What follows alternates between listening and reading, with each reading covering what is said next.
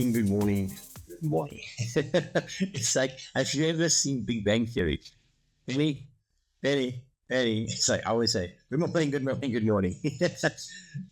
Anyway, good morning. So I had a bit of technical issue. So if you were watching, you would have seen some other videos pop up and disappear again. It looked like it was a sound problem.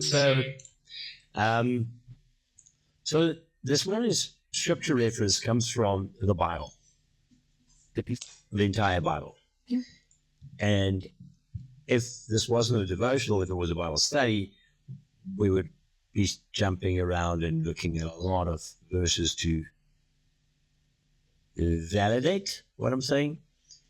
But I think most of us here listening are on a journey to discover God and, to discover ourselves in the process. Anyway, so my question today, judging from the title, is what do we have that God doesn't have? What is the sin aside? Don't think about sin. What do we have in the Garden of Eden before sin? What did we have that God didn't have? All right. I'm going to allow you to think about that for a second. While the hardy dolls do their thing. Otherwise, you can just pause it and debate it. The thing we have, okay, let's put it this way. Look at God. An omniscient, omnipotent, omnipresent being. He is so omnipresent that he is in the microns that are making up the phone you're holding in your hand or the computer you're staring at right now. He's in every breath you take, in every molecule of oxygen. What is it that he had, that we have, that he doesn't? And why did he create us? The answer is limits. We have limits. Our limits are our greatest blessing. Our limits is what attracts God to us. God, in order to be truly complete, created a partner who could bring to the relationship that which he didn't have. Excitement, curiosity, limits. Our limits create our story. Not knowing the end helps us to helps us to live a story of excitement. Running around looking at new things and going, wow, did you make that? Did you do this? How did you do that? And then putting a frog apart school or something. I don't know if there's that anymore. I think they'll be humane society will come down on it. But nowadays, looking at the biology of a frog and seeing the intestines and the heart and the stomach. I'm not trying to get gross here. It's looking at a flower and seeing the stamen and the petals, and it's just our limits will create the excitement and the beauty in who we are, and that attracts God to us. He created the very thing he needed to be truly complete. Think about that for a second. And then we go and run away from him.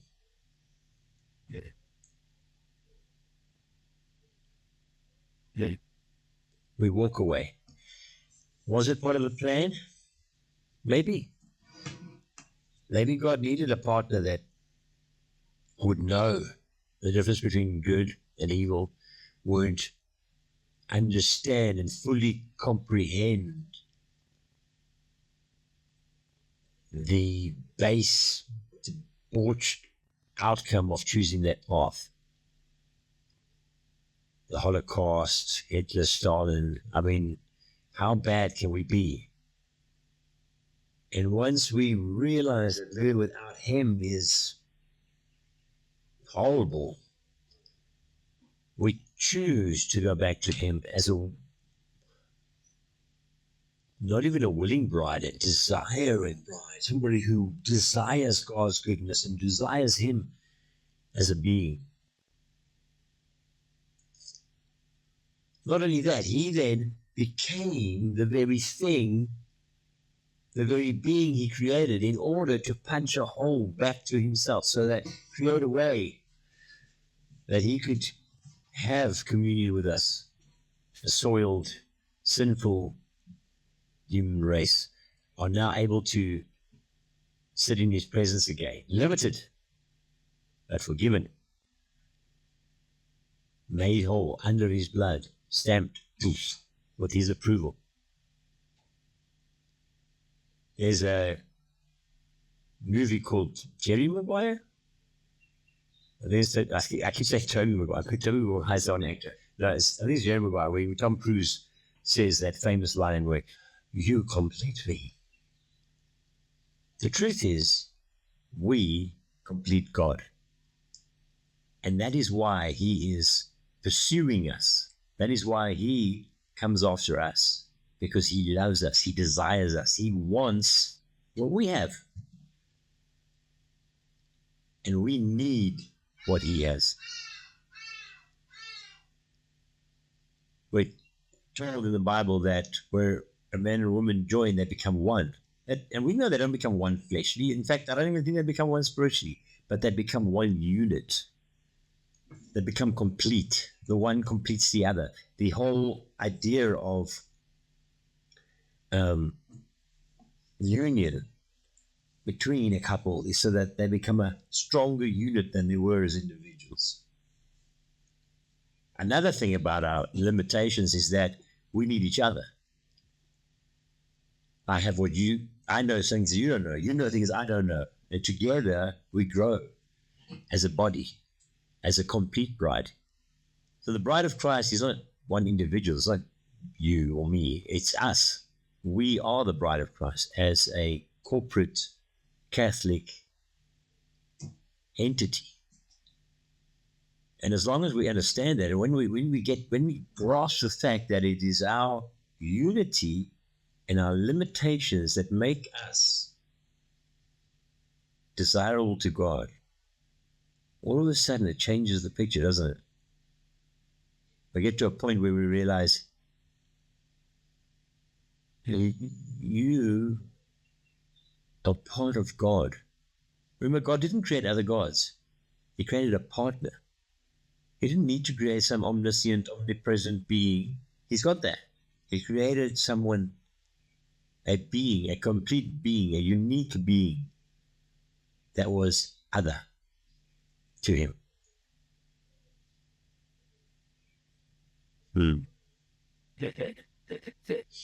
You and I